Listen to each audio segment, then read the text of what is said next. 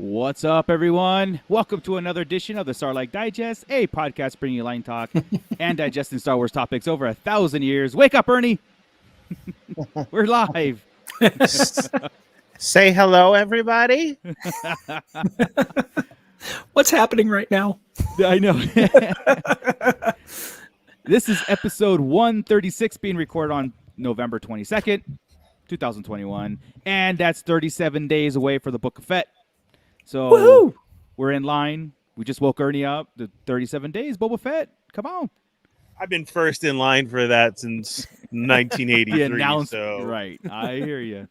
I am your host, Darth Moocher, and I've got Bootleg Joe here. Hey, yo. And we got Scott Solo. Hey, what's up, nerds? And we got Ernie the Fallen Fett. back to Rancor. Woo! We are definitely going to be getting into that. Chaotic news, but Chris will be joining us a little later, so he might pop in, and so everybody, when he does, everybody says hi. I But think before he's we getting say overtime hi to Chris, so that he can back the Rancor. A couple as well. Rancors. yeah, Yeah. it's only a couple shekels. Right. Oh man! But before we say hi to Chris when he pops in, let's say hi to our Patreons and give them a little shout out. That sounds like a great idea. Hey, thanks, everybody. Thank you to all of our Patreon patrons. We really appreciate you. Without you, this show wouldn't look as good as it does. I mean, just look at the sheen on Joey's head. You know, without you, it wouldn't be that shiny, and we really appreciate it.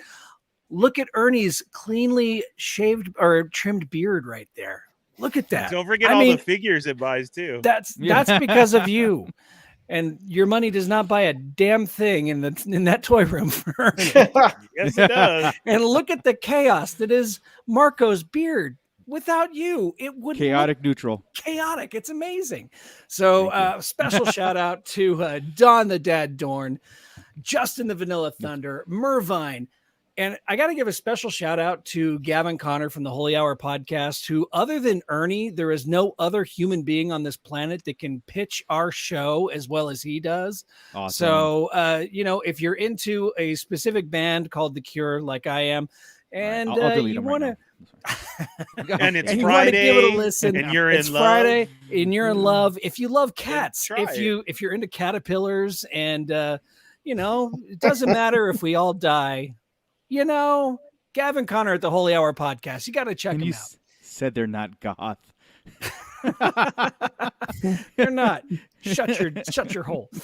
And then we've got special thank you to Don and Brady of the Escape podcast on the Red 5 Network, Crystal Lamphir, Brandon and Anya Epler, and AJ from the Forbidden Panel. Thank you, one and all. Without you, this wouldn't look as pretty as it does. Awesome. Thank you, Scott, for that. And everybody who's being digested in the pit. I see we got a few people in there too. So let's give them a shout out. We've got that's Douglas Tupper, Berserk 69. We've got How We Do Disney from the RLU. That's that guy right there next to me over here. We've got Papa Schmitty. We got the aforementioned Gavin Connor of the Holy Hour podcast. Santo 1414, Bootleg Joe, who's over there. Yeah, I know that, dude. You know that, dude. And then we've also got Clink in there too. So hey, thanks for joining us, everybody. Join in the conversation. This is going to be a fun one. Yeah, this is gonna get this might get a little heated today for all you collector fans out there. But we'll get into that. It's not like anybody knows what's not going on. But a little house cleaning before we get started and everything. I want to make sure everybody hits that like button right now. Share it with all your friends. Let's get more of the Sarlachians digesting in the pit, as if you will, because we love talking about this stuff, good and bad, right? So it's not gonna be all bad today. So trust me. I want to remind everybody, next week, starting December 1st, we are moving to Wednesdays. I hope that accommodates people's schedules because we want to see the same faces. But we're doing this transition because the new slate of content that's going to be coming out, we're going to hit it the same day. If we did it on Mondays, and what's going to happen is we're going to be like a whole week behind, and it's not going to make a lot of sense to talk about something that's already like 2 days away from being obsolete and onto something else. So we're going to go switch to Wednesdays starting next week, December 1st, and so mark your calendars on that, please. And like I said, I'm hoping to see the same faces and new faces on that too. Same time, 8 o'clock Pacific time. We can't get around that too. Sorry, East Coasters, we can't get around that. That's something. But again, maybe something in the future we'll have extra content for earlier views. We are part of two networks, RLU, the Raw Live and Unedited Podcast Network, and the Red 5 Podcasting Network. And I have the link in the description below because the Red 5 Podcast Network this Saturday is doing a Parsec Awards, which it's almost like the Academy Awards, but for like geek culture and pop culture that happened this past year. So that's going to be a live show this Saturday. So go over there, check that out, and support the Red 5 Network. So, I'm amazed that we're not nominated for greatest thing ever. You know, the greatest thing ever needs to be a category. I know, and we need to win right. it. That's just all there is to it. Yeah. That's right. Yeah, maybe 2022 Parsec Awards. Greatest thing ever Not award. even goes to nominated for the most lavish beards. Then, Right? Yeah. Right. Yeah, I'm even that. growing my little scruff here. And I I'm not need even to join talking in, neck man. beards, man. I'm talking beards, like, yeah, exactly. That's We're not the normal Star Wars podcast with neck beards. I mean, we got freaking You got Gen beard X beards. We That's got Gen right. X beards here. Over We got here, manly so. beards. That's right. All right, cool. So house cleaning out of the way. I'm hoping Chris can join us here momentarily. He's always stuck in traffic because, California. Yay. So let's get into actual Star Wars news. Like, what is it? This is still in the rumor mill, right, guys? Like, I'm assuming the whole Sabine Wren I haven't casting seen rumor. anything it's not confirmed yet official. from it's not on Disney, StarWars.com yet. Yeah, we don't But- really get official stuff like this unless it's in poster format like The Mandalorian, right? Remember we were getting those? Right. And maybe as the Ahsoka series gets closer to maybe we'll start getting that. But right now, the main rumor and everybody's running with it. So we're going to run with it too. And we're going to say, hey, this is a casting rumor. I'm excited that just Sabine being in it. Like, this is who they casted. I got a picture. Pretty accurate, right? Yeah. I mean, Woo! she's a lot happier than Sabine is right there. So, Right. But This yeah, is Natasha Lou Bordizzo, an Australian actress, by the way. Cool. But yeah, so there's if the rumors are true, there's your Sabine Wren. And Awesome. I'm cool with it, man. I'm really cool. Just the fact of the matter, sorry, that Sabine would be in the Ahsoka series excites me more than any casting, really. Yes, casting is important, and everybody says the look has to be there first. And then Hey, acting kinda see second. it. I don't know, but yeah. There's some other pictures. I pulled this one on, but there's some other pictures of her, and it's like, oh my god, yeah, I totally see it. Okay. It I'm was, in, man. yeah. We kind of had a feeling this was coming because of the way they left things at the end of Rebels and Right. how Dave Filoni said that took place after Ahsoka's appearance in the Mandalorian. Yeah. So we're like, okay, we know she goes from there, gets Sabine, and goes on her way to find Ezra. Yeah. Well, like Chris was saying, this is like turning out to be like a live action Rebels. Oh, and You I know what hope I mean? so. Like, Two yeah. thumbs I up. mean, Yeah. I was, and the first thing I thought was like, hell yeah, Yeah. Yes. Ahsoka series has got to go deeper and stuff, but the cast is, like I said, with the Ezra rumor, with Thrawn, of course, mentioned, and almost like we can. I think it's safe to say Thrawn's definitely in it, not just Oh, a yeah. fleeting mention like it was in The Mandalorian. That was a setup, right?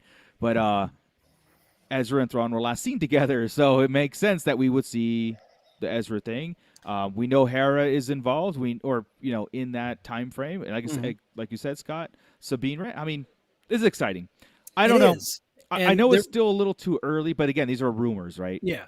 And other rumors that were floating around were, I guess somebody had interviewed Timothy Zahn supposedly. So there's rumors going on now about exactly the relationship that Ezra might have with Thrawn. And Yeah. it's there's some interesting stuff out there, whether, take it with a grain of salt because it is all rumor, but,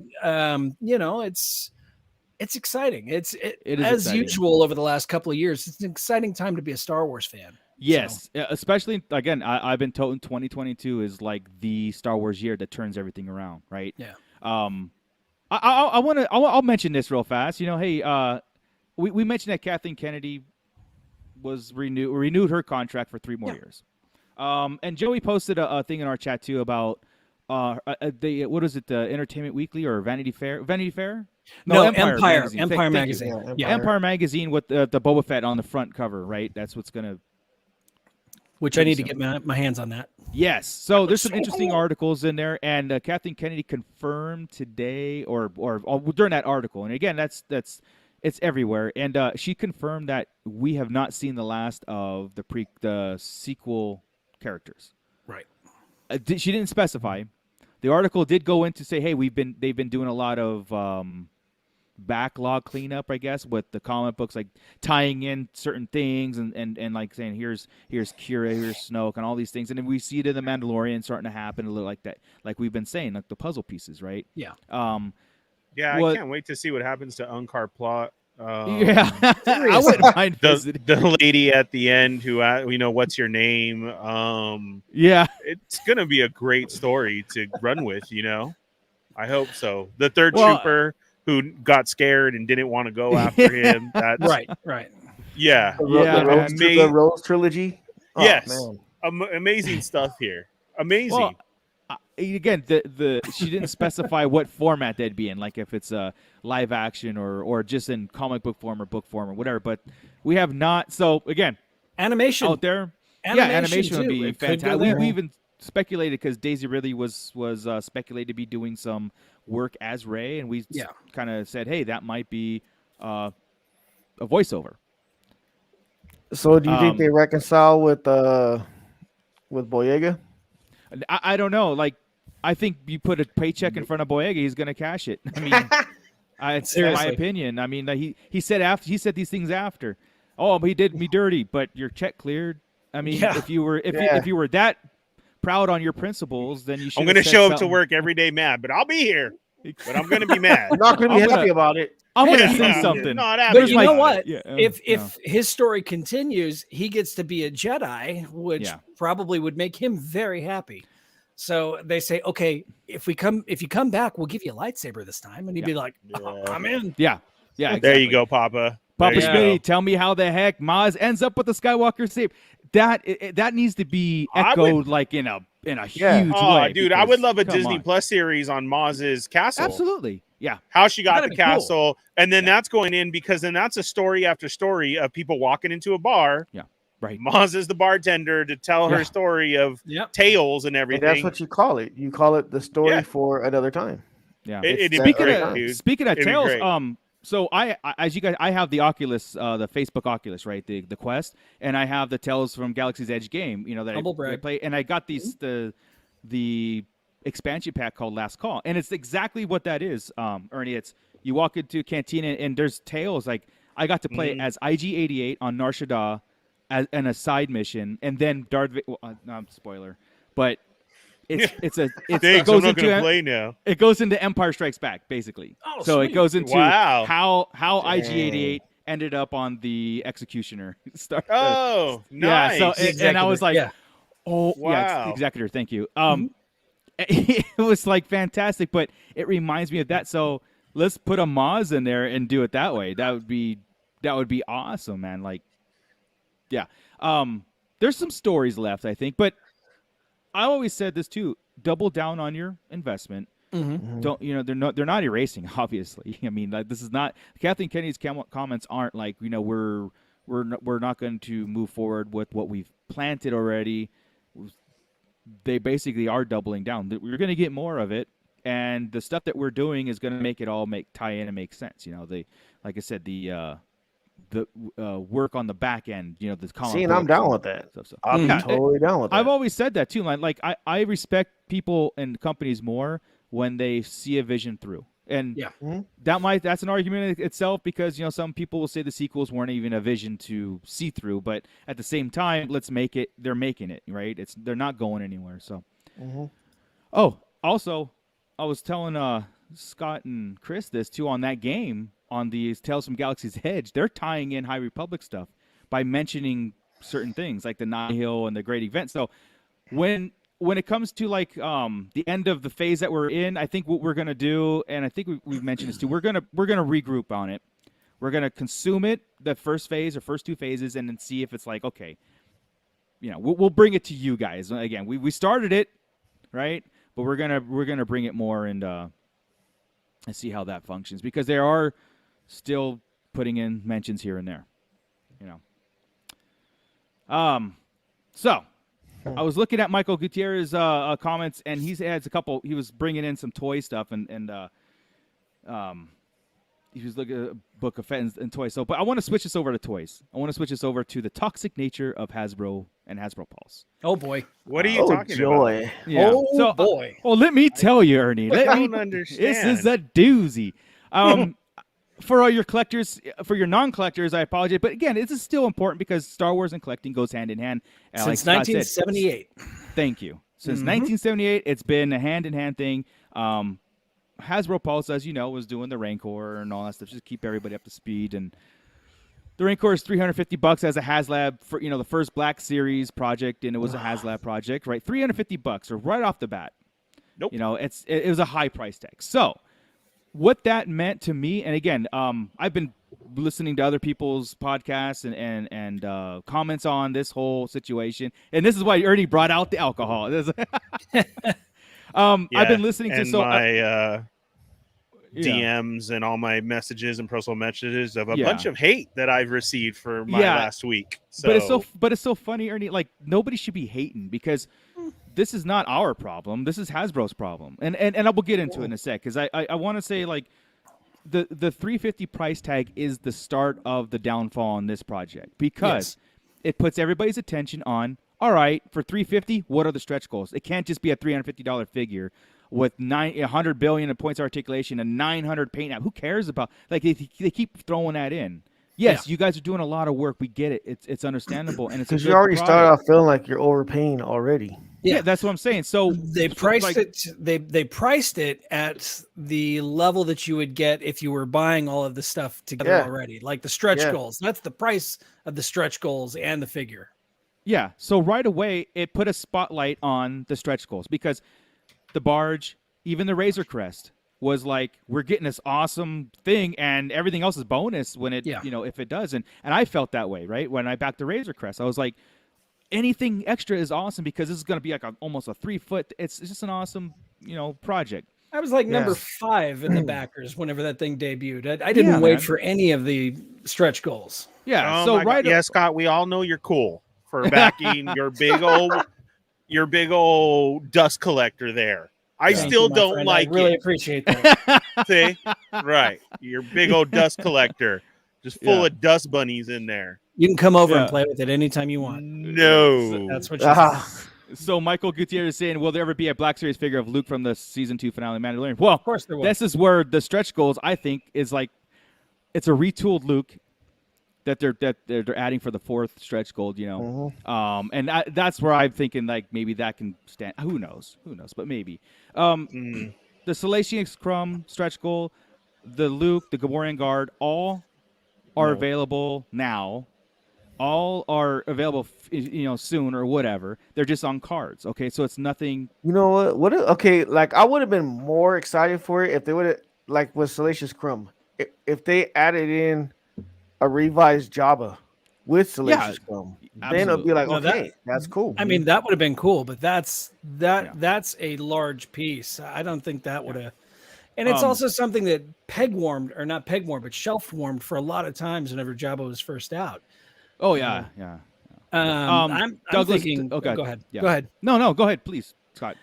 I mean, number one, their very first stretch goal was a cardboard insert that's going to be in the box anyway. Okay. Yeah.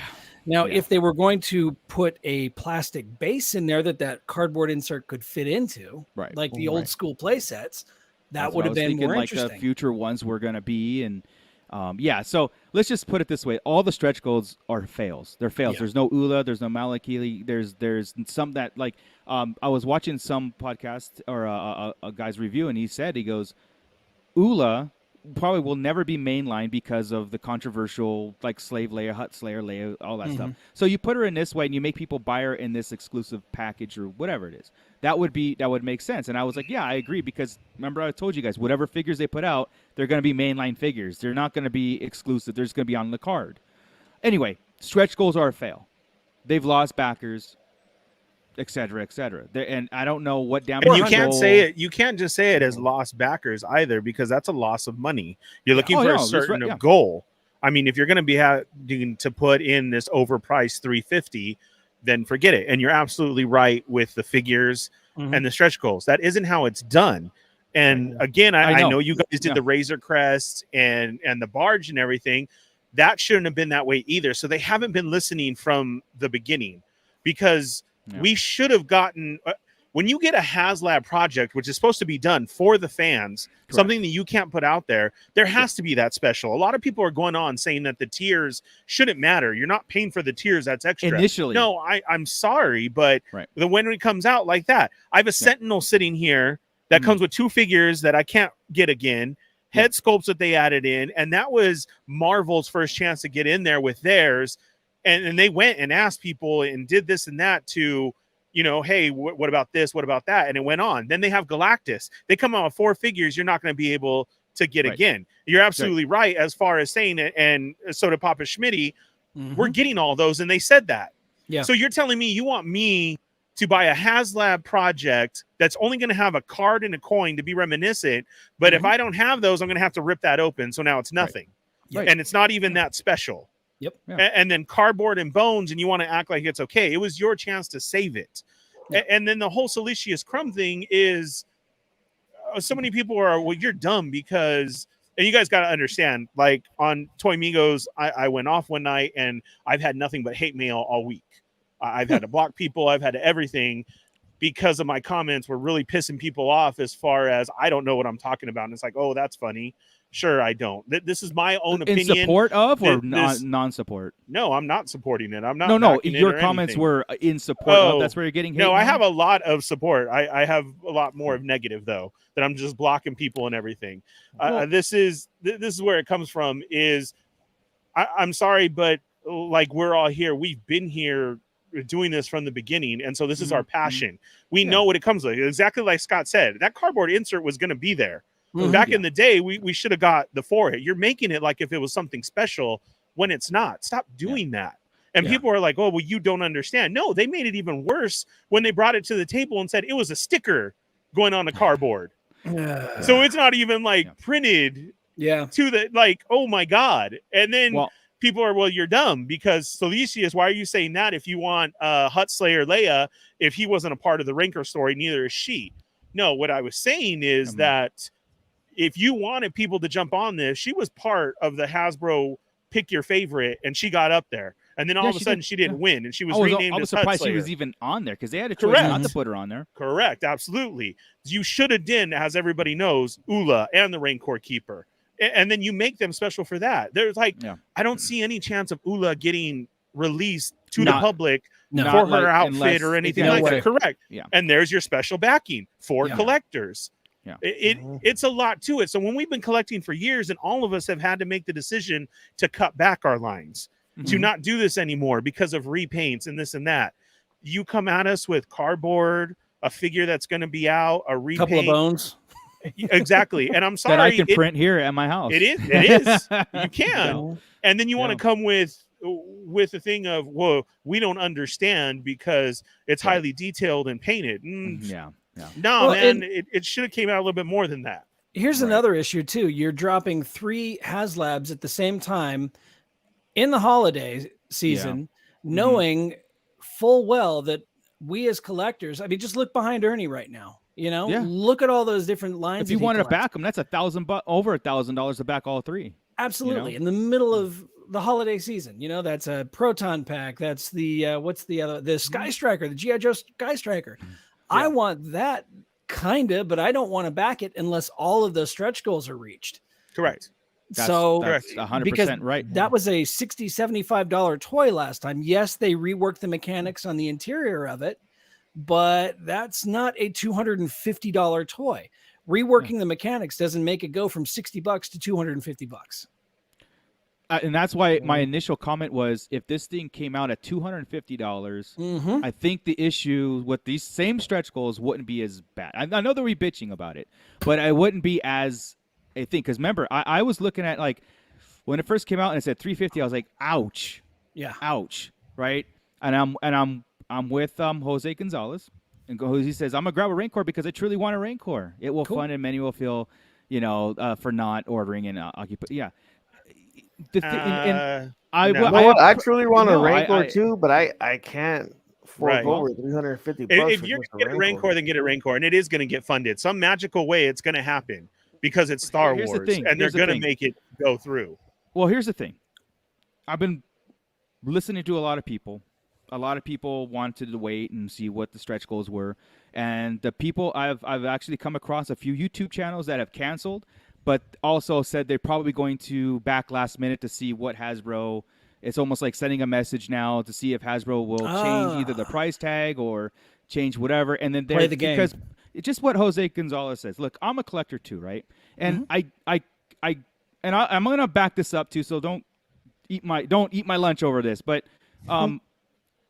I don't care too much about the politics involved in this. I want a Rancor, and I'm not going to cut my nose off to spite my face. So I'm going to keep my backing, and yeah, I understand that Hasbro is messing with us and all that stuff, but at the same time, on my collection shelf, I'm going to have a Rancor, and yes, it's going to cost me $350, and with shitty backer goals, which are probably not going. The stretch goals are probably not going to pass, but there's a lot of people that are backing out, sending a message to Hasbro to see if they'll respond. I don't know. I don't think this team takes constructive criticism. I don't think they're going to respond. They're going to leave it the way it is. Scott said this Scott said this a long time ago with the barge. If we don't back this, we'll never get another one. You mentioned that like kind of attitude, and not. I mean that's not why you bought it. Is you're a 3 3/4 collector? Yeah. But I'm saying like. And Ernie, why didn't you back the barge? Because it wasn't a Black Series something that you wanted, right? I don't do 3 3/4 anymore. Correct. Well, when I felt at that time it was supposed to be a switch, but there is too many 3 3/4, and at that time everybody was bitching about it then too. And now you have the vintage collection back, and you have this and that, but they're already getting into repaints and everything. Oh yeah, again, it's cool to be that hardcore, but when you come at us with a Black Series that's supposed to be for collectors, and the point that you're supposed to move on. Yeah. But it's lackluster, and we've been saying this. And Scott is absolutely right. A Jabba would have been cool because that was so long ago. But at the same time, I don't have a Jabba. I would love. It sat there because there were so many 3 3/4 collectors that didn't want to make that switch, like me, all of a sudden. To where's this going to go? What's going to happen? Because I got out of Star Wars once because of all of the repaints and the just redoing figures, throwing the same thing on a black card, a blue card, and you're sitting with 10 different Lukes here on the same thing. Yeah, it's what drove me out of collecting Star Wars a long time ago. And that's why I couldn't. Is it a nice piece and everything? Yeah. But I made that choice to go into Black Series. Now you give me a... Go ahead. I'm sorry. No, go ahead. Okay. To respond to Jose also, I was not fully involved in this anyway. I told you guys last time, I'm not a full-on Black Series collector. I've got some that are loose. I've got everything carded, and there's not enough room for a large scale box in my toy room. Sure. And I definitely have no room for it to display. But if the stretch goals would have been there to make it worth it, absolutely, I would have backed it. And 100%. To get those figures or to get whatever that would have been. But these stretch goals were not that thing.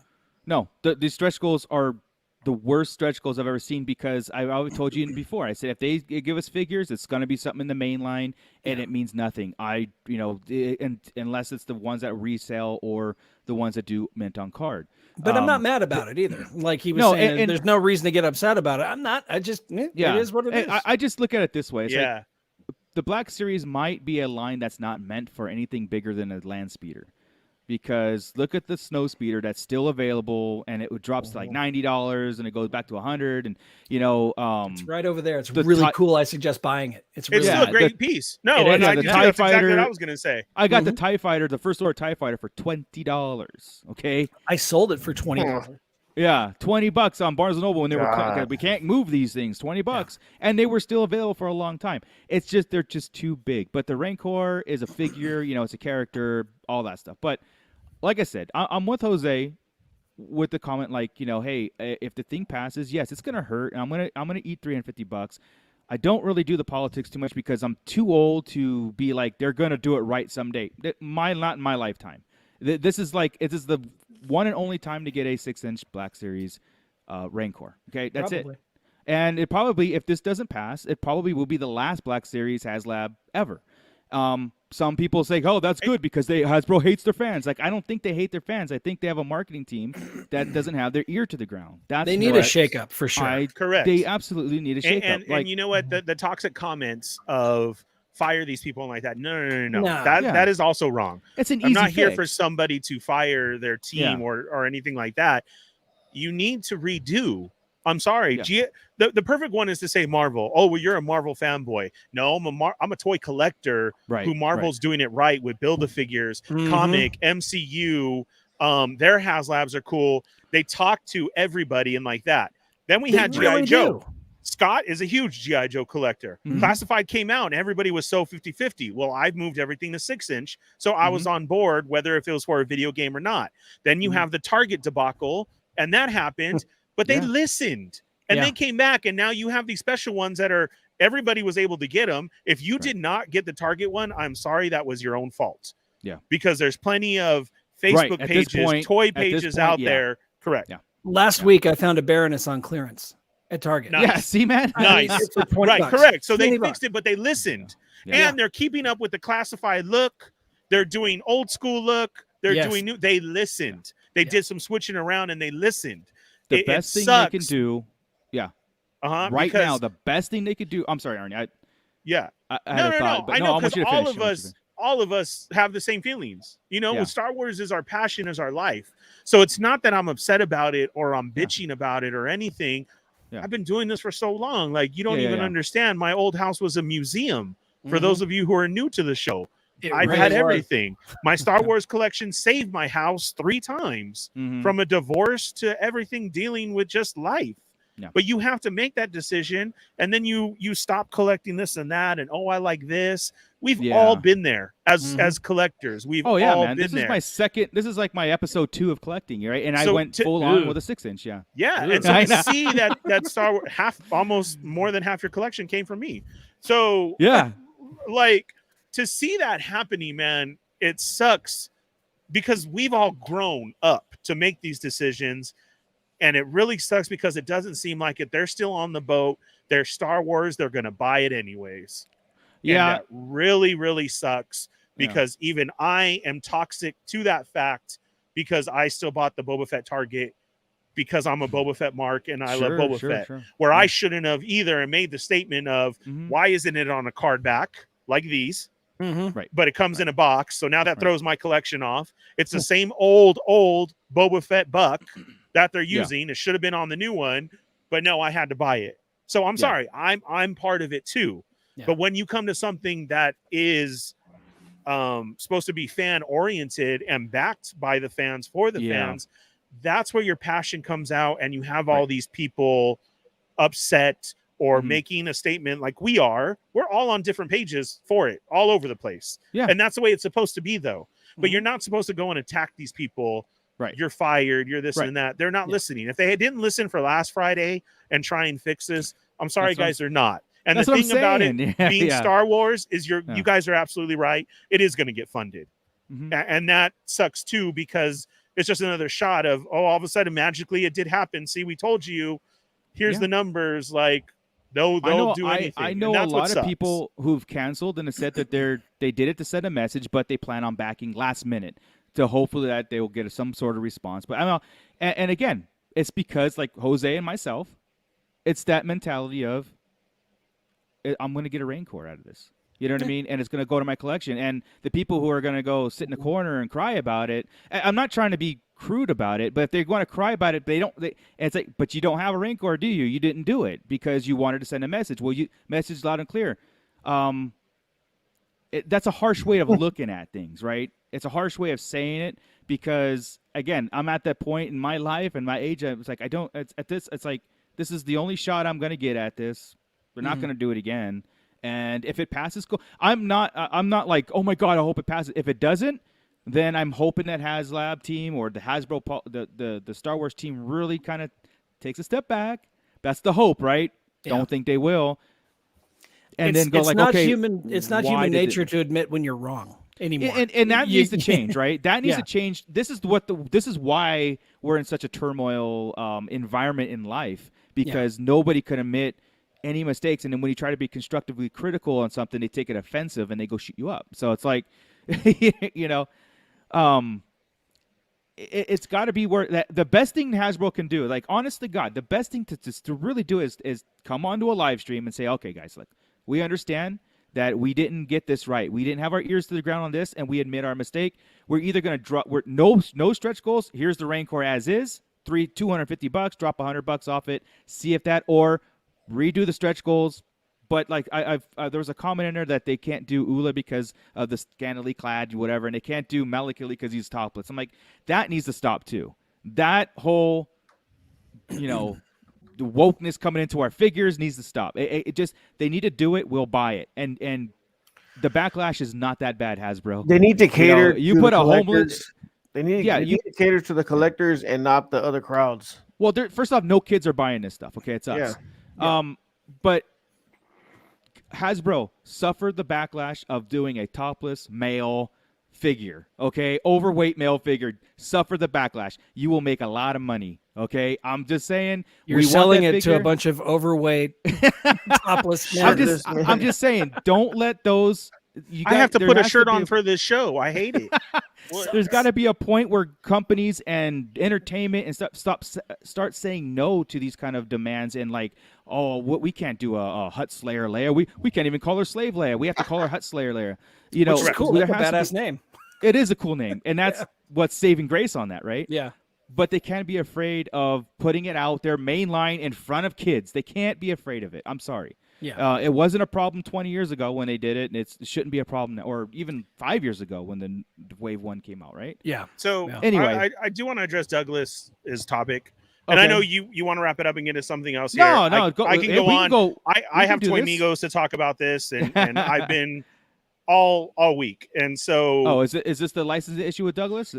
Yeah, and it is not that, because it is Disney owned, but they're not holding back as everybody thinks or anything, because Disney's double dipping. They're still making their own characters too through Diamond. Making them Disney exclusive. They have those metal ones. Disney got paid once from Hasbro, guys. It was like $4 billion for the license. They don't make any more money off of. They don't make sales money. Correct. They got their license fee, and that's it. Hasbro. This is all Hasbro. So as much as I would like to say, oh, maybe that's not the case, and that sucks even more.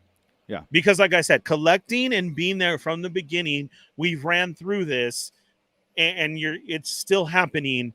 Yeah. And it sucks because what's hard is when you hear somebody having a valid point and like that of what they should have did or anything like that, right? But then you just ignore it, or you're getting the fire this team or this and that, and that's I understand. That's what's hard. That sucks is. Yeah. But they should have somebody on the medium there who does listen, and we could address it. Is it going to get fixed? I'm sorry, it's not going to get fixed. Is it going to get not in 14 days? Is it going to get backed? I think so. In some magical way, it will happen. And good for you, Mooch, and good for you, Jose. Yeah, but I'm not. But I would never say it it to rub it in people's faces, right? I'm not. That's not why I'm keeping it. That's not. Marco, we like to be truthful on this. Should I have not rubbed in the fact that I got a barge and Ernie didn't?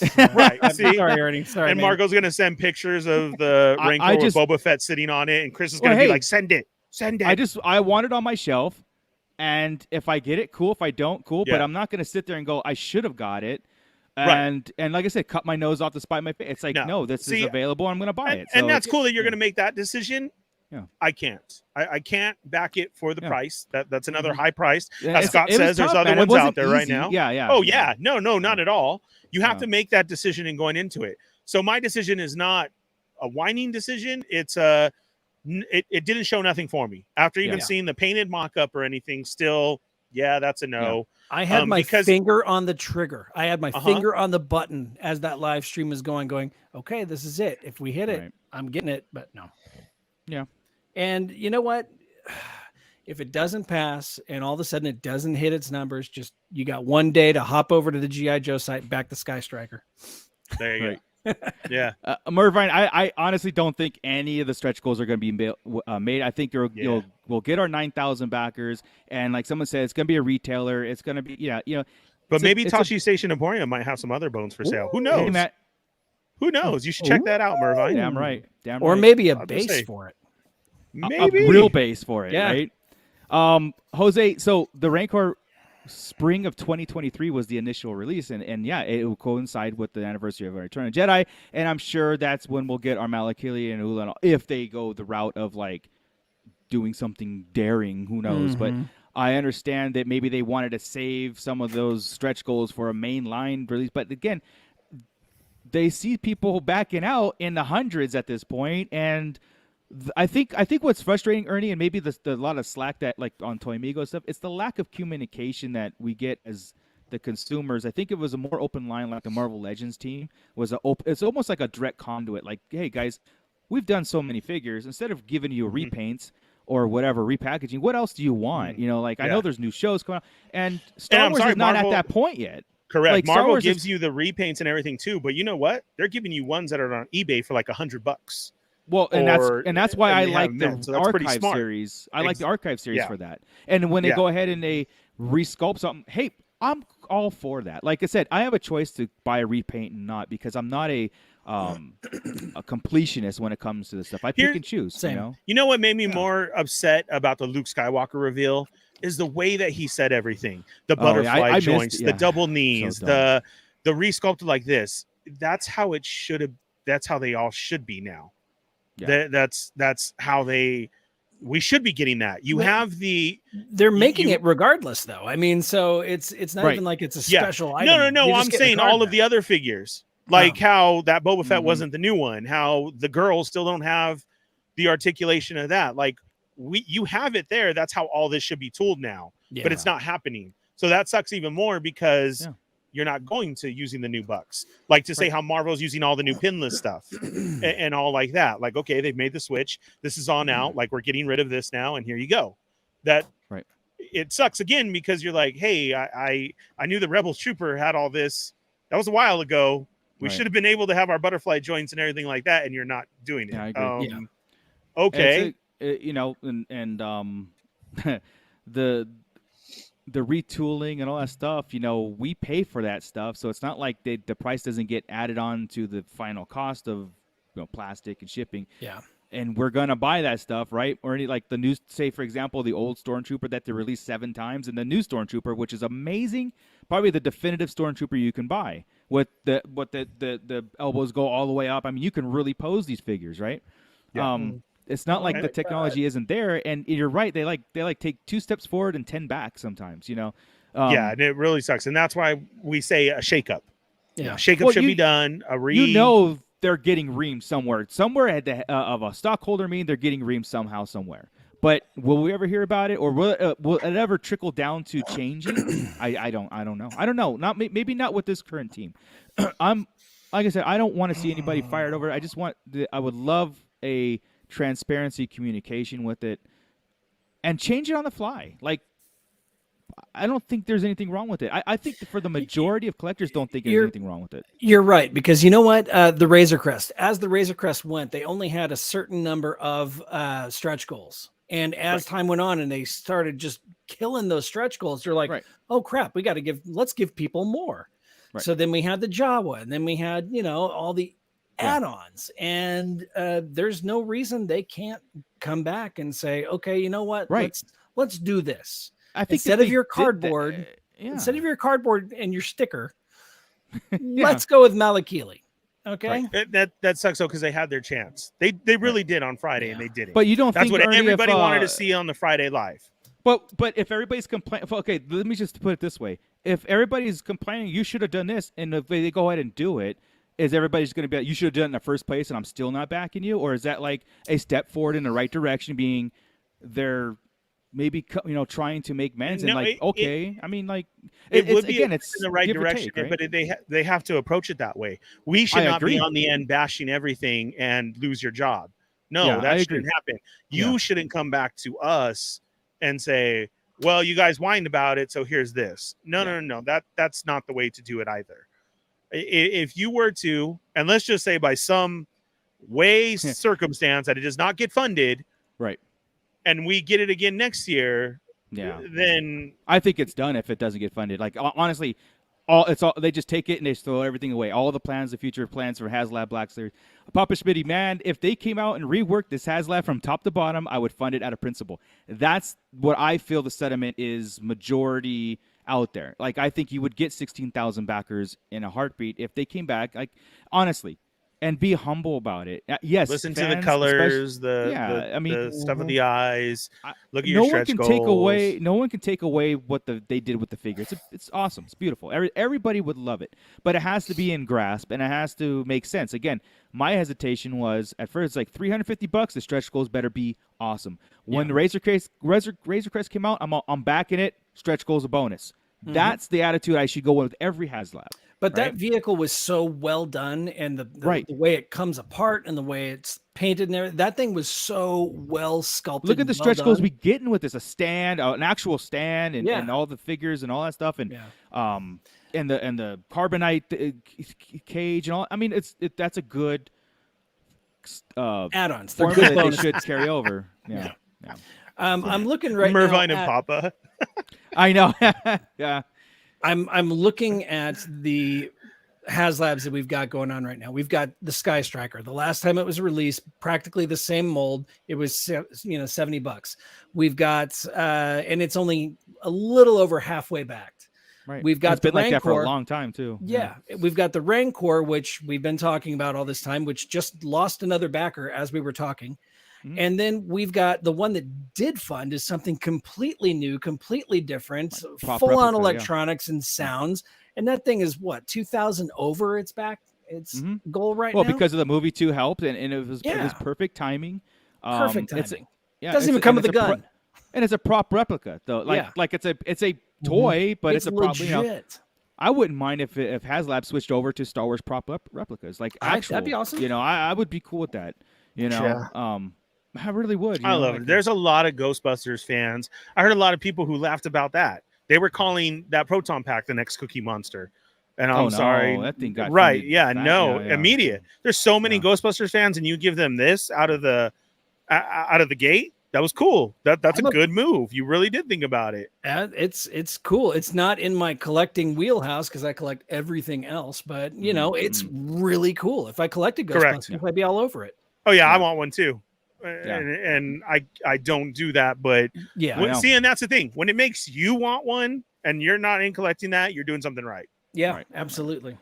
Douglas Tupper saying they're going to extend the Haslab if it's not funded on time. It's possible. Did they do that for Unicron? Yes, they did. Did they really? They were extending it by a month. Yeah, I didn't know that.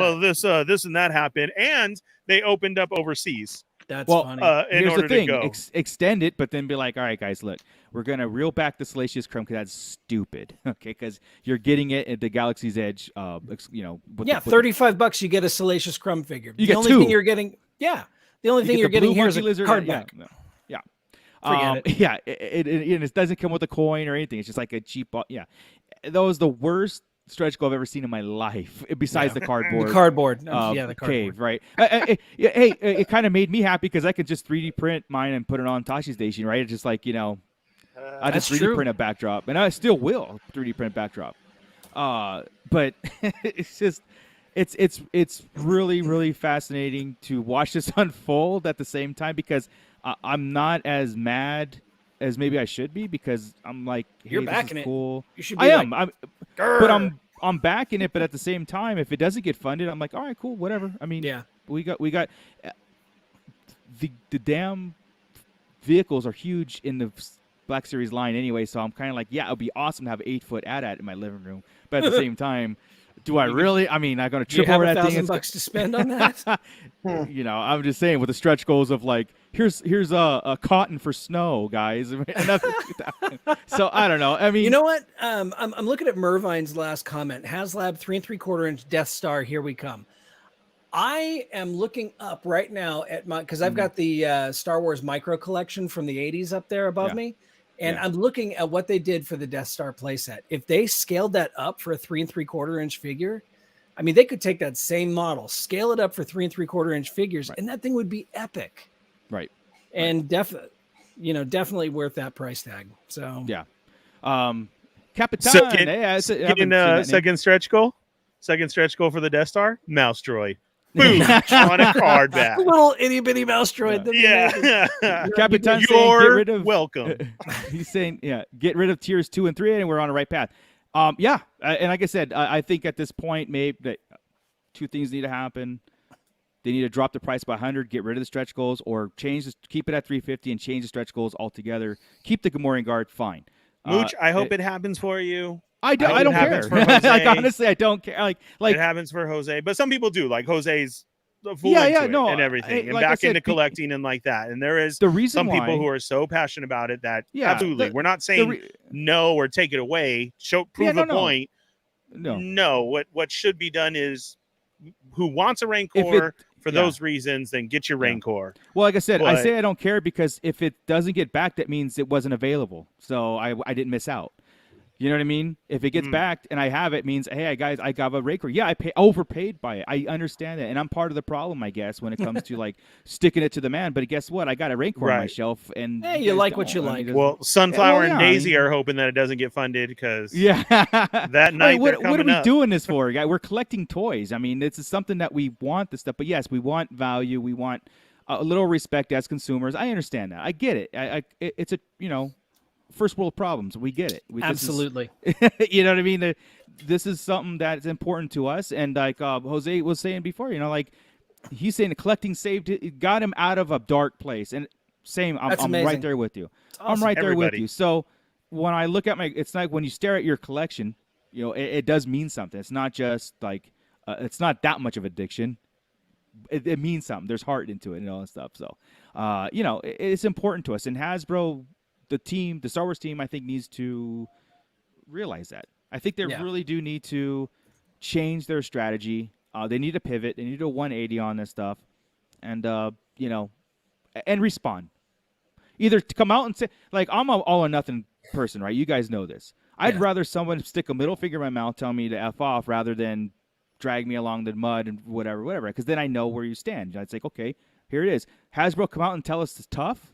F off. Okay. That, like Hasbro needs to come out and say, this is it, deal with it, or all right, guys, we made a mistake, and we're gonna go with this moving forward. Maybe even if they said, look, we can't do anything about the Rancor, but in the future we're definitely going to. But they have to show it, right, by actions. But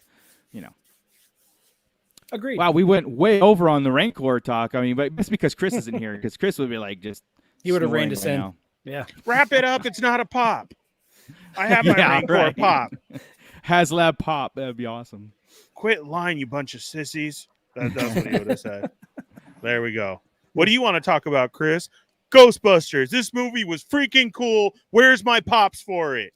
You know what?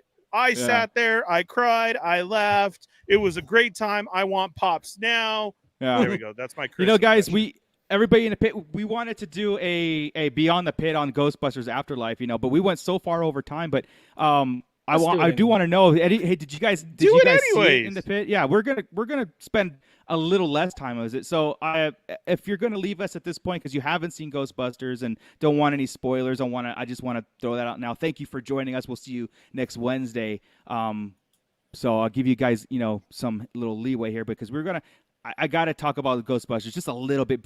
This is like our Beyond the Pit series that we used to do, right? So it's like, or we have been doing. It's just that we took a little break from it. I kind of want to bring this a little bit to this show, right? So again, spoilery talk, Ghostbusters Afterlife. Let's pretend we're spinning the wheel. Yeah, right. Ghostbusters Afterlife. Hey, look. What a coincidence. Hey. But everybody in the pit, did you guys see it? And if you did you like it? Did not like it? Because we've been hearing a few things, but the majority is. Mike. Yeah. Sorry. I'm sorry, Mike. Oh, man. Hi, Mike. Hey, Mike. Watch the replay and be sure and stop it at this time. Yeah. Well, Mando, we're gonna talk, man. We're definitely we should have reached out to you and had you come with us, but we still got Spider-Man, so we'll make it up to you. Horlings does not wake up until like noon every day, so that's true. Yeah, he used to live in this house, and yes, that dude doesn't get up until like 1, 2. Yeah. So Ghostbusters. All right, let's finish off the podcast with Ghostbusters Afterlife. This is something we do in line as we wait in line for Boba Fett anyway, right? We run the gambit of topics and all that stuff. So we saw it. We came. We saw. We freaking loved it. I mean, that's like a wonderful breakfast. Yeah, we got to hang out. It's just our first. It was our first show back as a crew. I know Ernie missed it because he was in Batu East. He was Yes. off world, but Bernie was off world, so he missed our show because it sold out pretty fast. But he was at the next show. I was at the next one. Yeah. Yeah, And I couldn't wake up saw for your car. breakfast. I was I know. I missed breakfast because I was at Batu West the night before Yeah, right. and doing it up there. So yeah. I just want to say, like, I went into this movie, like I said, I knew Ghostbusters was a huge passion of mine, especially the first one. The first Ghostbusters. Anybody knows me, or us, in fact, we talk Ghostbusters. I mean, that's like probably the most quoted besides Star Wars is Ghostbusters, right? Mm-hmm. We all think we're a particular Ghostbuster and all that stuff, and Egon. we have such a passion. I'm Peter, Yeah. because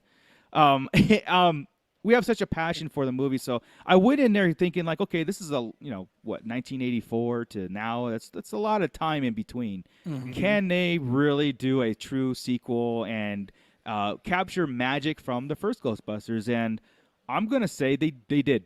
I don't know if they did it like full on 100%, but they captured heart in this movie, and that's what was most important to me, was heart.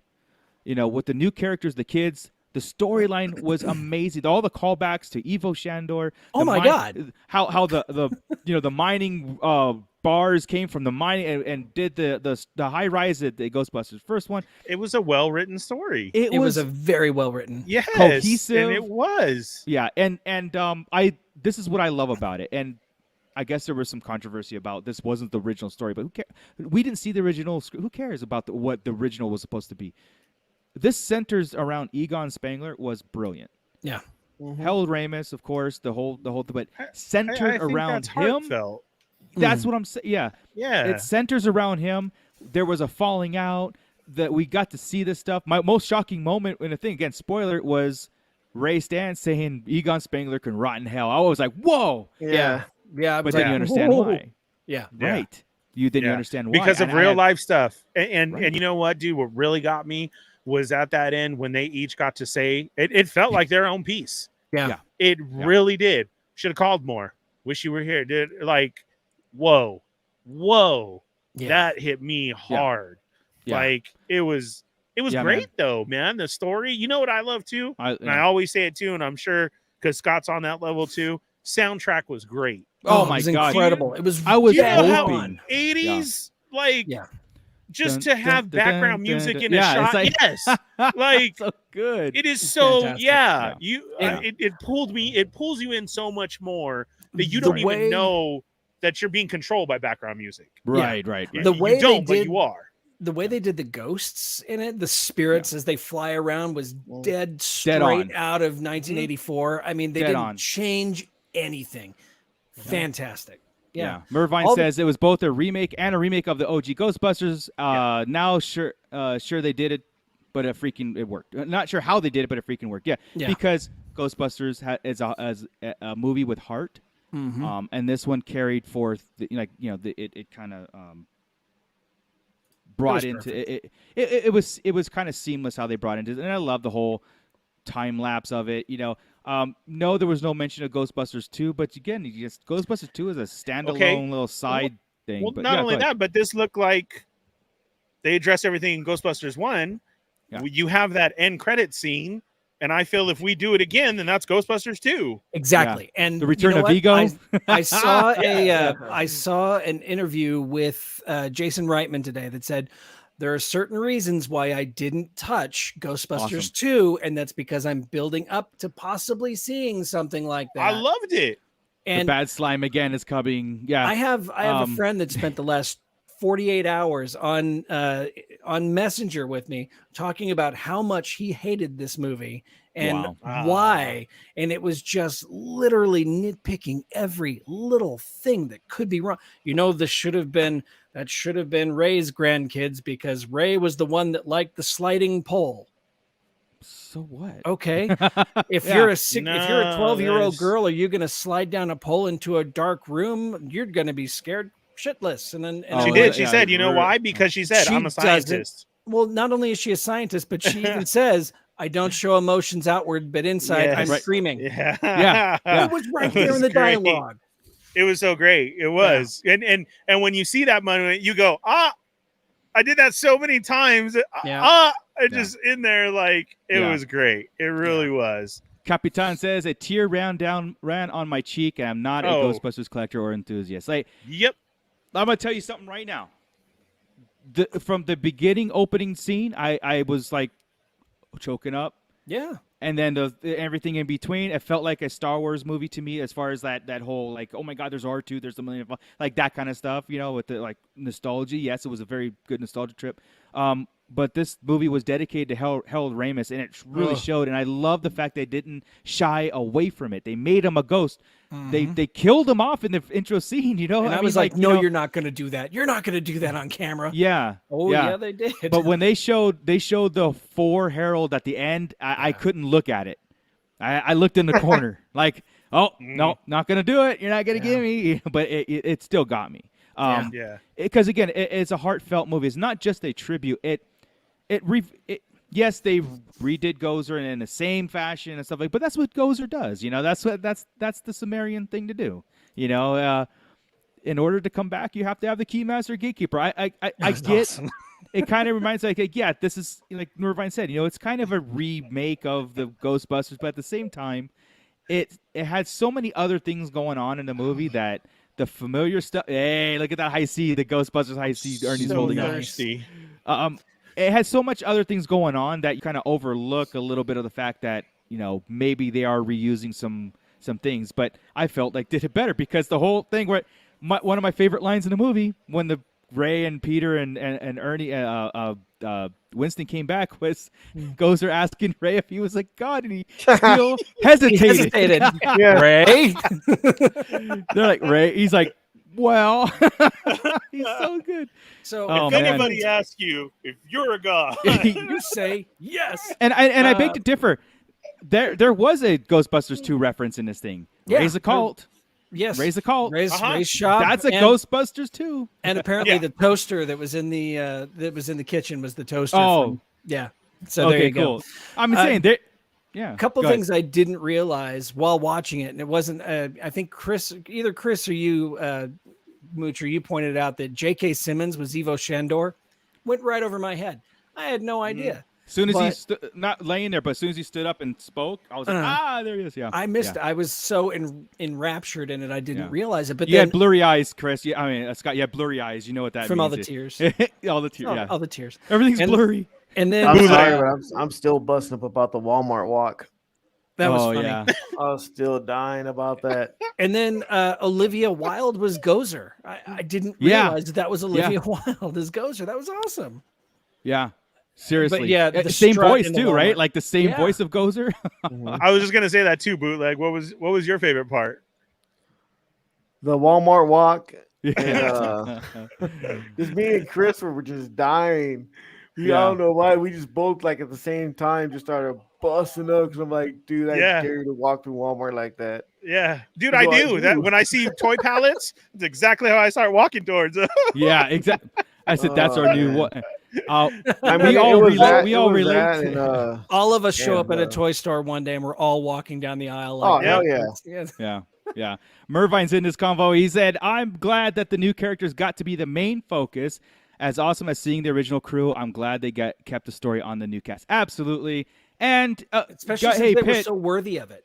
Yeah. And Pitt, guess what character we related to the most and who got a pop out of the 5 of us or 6 of us who were sitting there? It was Podcast. That's so great. We were like, every time he said something, we were the only ones laughing. Every time the one thing I really did like was the fact that Egon didn't say nothing. He didn't have to say anything. That was weird, was right? Just like, it was crazy. Just a look, But it was like, I guess it's got just the that fact voice, that he's a man. ghost. But he's he got didn't that say voice. nothing. He didn't have to say anything. Could they honestly really replicate that voice? I mean, I guess they could if they went through everything he's ever done in his life and put that work synthesize something. Sure. Right. Yeah. But honestly, at the end of the day, did it really need it? I mean, it still was an emotional gut punch. It was a gut punch. And Peter's look, his second look take, to Egon as he was helping out, and he was like, it just didn't miss a beat, No. And again, if I had any constructive criticism, and it's not even criticism, it's like I would love to see like when all the ghosts were appearing. You know, when they let all the ghosts. I would have loved to see the toilet bowl ghost from the Kenner toys, just in like as a throw-in. That would have been awesome. And I still say part 2.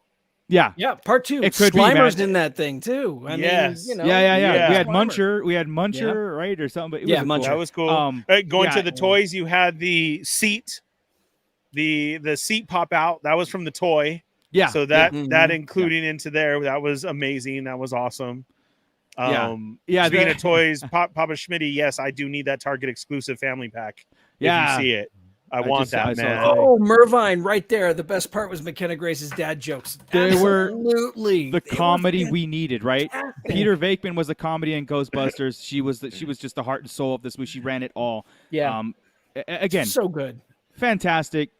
Why do people leave? Why do people leave before knowing the this credits? day and age? Yeah. Why? I don't know. If so many people left and there were 2 scenes, and that first one too was great because I'm sitting there, I'm wiping my face. Yeah. Not gonna lie, and I was like, right. "Babe, that was so good." And she's like, "Yeah," and she's like, "You are a podcast." I'm like, "I know." and then you're reading and it says Sigourney Weaver, and I went, we all went like Sigourney "Did I Weaver, miss and it?" she pops up. Where on was screen. We all. I swear to God, everybody was like, "Oh, Sigourney Weaver." Yeah.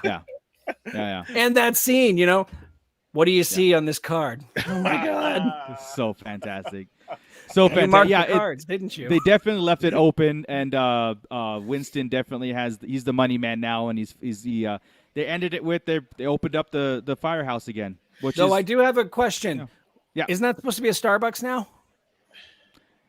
It was mentioned, Ray, right? It According was to Ray. mentioned. Yeah. According Right. to Ray, yeah. But if he's running the money and he doesn't know how his rent is being paid for, that's how I kind of took that. Yeah. You know what I'm saying? Because she said, Yeah, does yeah, Ray yeah. still know you're paying your rent? So Right, that could right. be maybe it was a holdout so that he wouldn't go back. You know what I mean? Or Yeah. try and get it or anything Right. like that. But good it's call, a Starbucks Scott. now. I didn't even think about Yeah. yeah. Yeah. I do want to make a point. Mervine said it right there too. It is up for pre-order at AMC. I want to know how it scales with toys. There is a popcorn bucket out there of Ecto 1, and I want to say now, Ecto 1 now is a definitive thing in our pop culture. Oh yeah. Like Millennium Falcon Yeah. kit and like Yep. that. I know it always has been, but the scenes in this movie even made it more so. It's like From it's the DeLorean level. uncovering. Oh yeah, God, of yeah. course. DeLorean From the, level. Yeah. What's from funny is I went out the after the movie uncovering- to go get the Lego Yeah. set for it, Uh-huh. and I could not find it anywhere. gone? And I seen it everywhere. Yeah, it was at your daughter's Target today. Oh, see, I went. They have that. They've had like after two. the movie. I went to every Target. And I Damn. could find it. You could buy. Yeah. I was just looking on Target 5 minutes ago, and you can buy it on Target.com. And it was at the Lego store when I went this last weekend. It was there, Oh, and I ended up getting the Batmobile tumbler instead. But Yeah. after seeing the movie, I was like, oh, I gotta go get it. I gotta go Yeah, get it. Now I because can't find it. it's like iconic now. And Yeah. the scenes that they showed, the kid doing that, the hood when it drops, and then when Winston touched it and Yeah. like that, and it was like your home or something. Like you had Chewie, Han we're and home. Chewie look at each other, correct, and say, Yeah, yeah. Chewie, we're home. Yeah. Him just touching it and it pulled in, that was the same thing for me.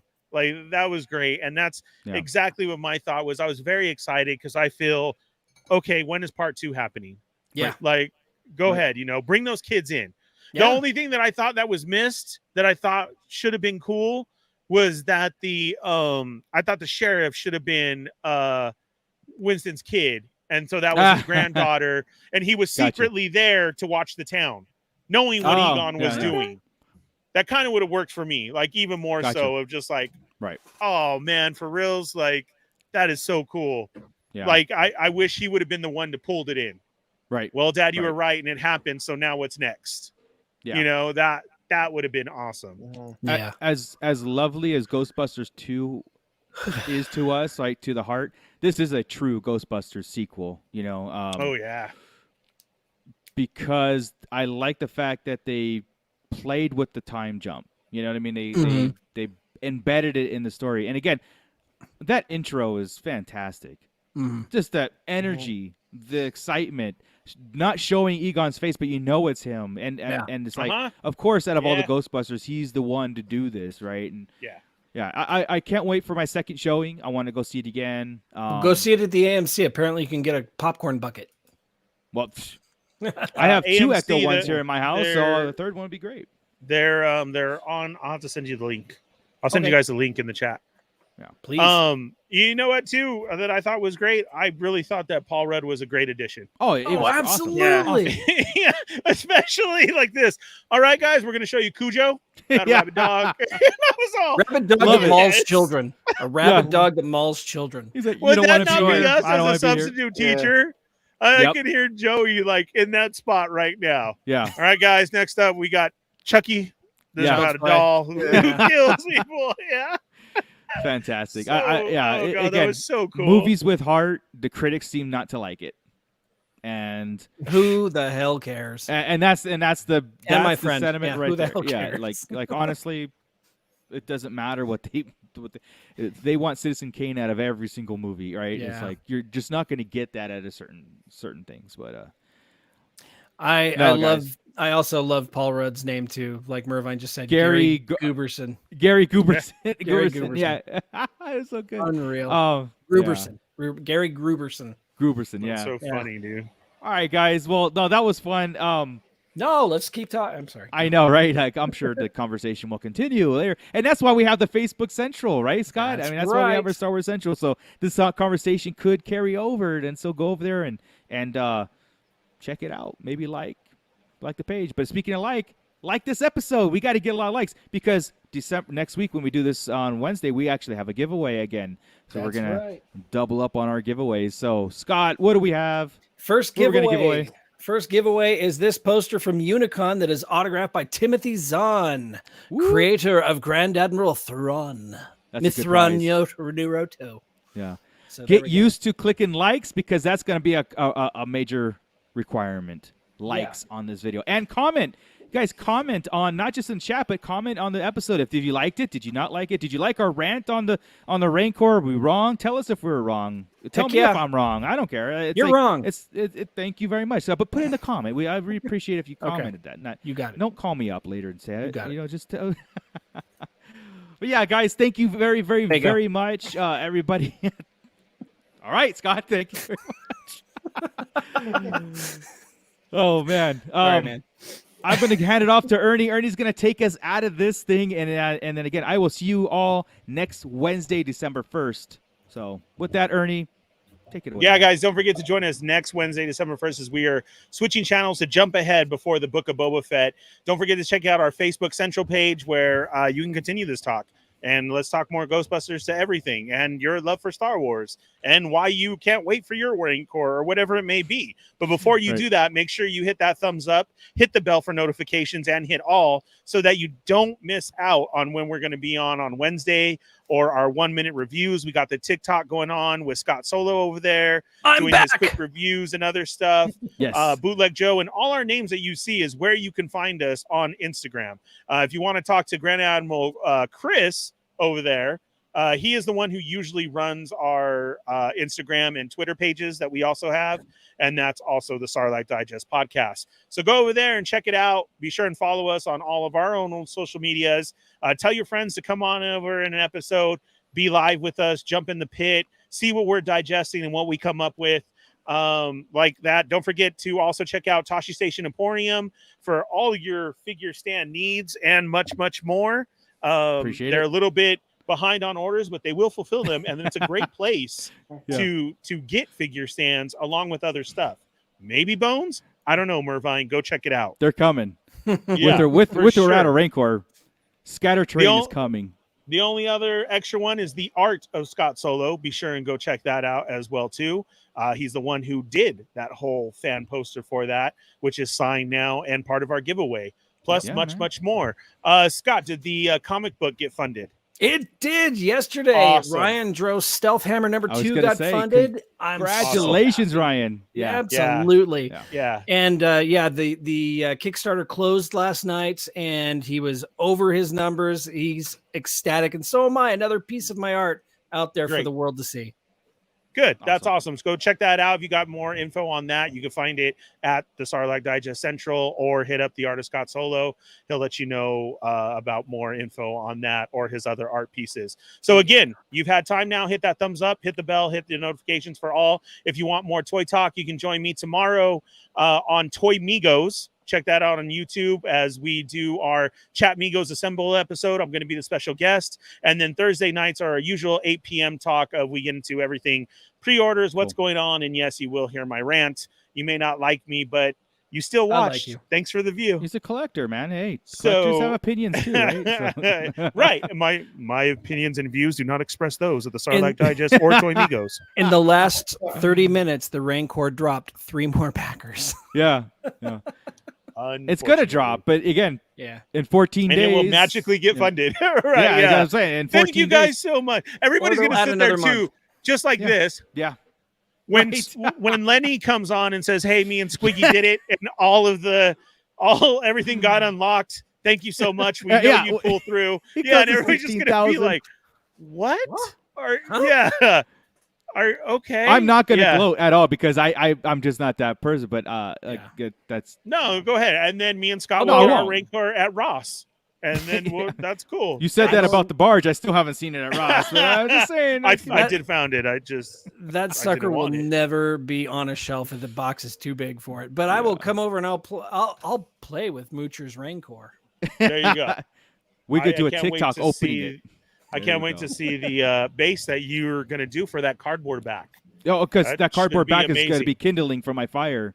Swear to God, I don't. That's the anyway. Again, to see that, make sure you join our TikTok at Sarlacc Digest TikTok to see that 1 minute burning of the cardboard back. I promise you. I promise the pit. If it does get back and you go to the second tier, I promise you, I will light it on fire live. Ooh. I promise you. Wow. And we're going to tag Hasbro with it. And then I'm going to pull out the real 3D printed backdrop that they should have put their effort into. And then, That's I promise, I swear, I promise you guys, I will light it on fire. I like that. Because that is an embarrassment. That's metal.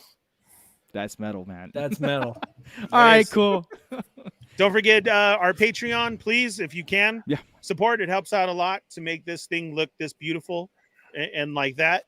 So Patreon, please. Thanks. After you've subscribed and hit the bell.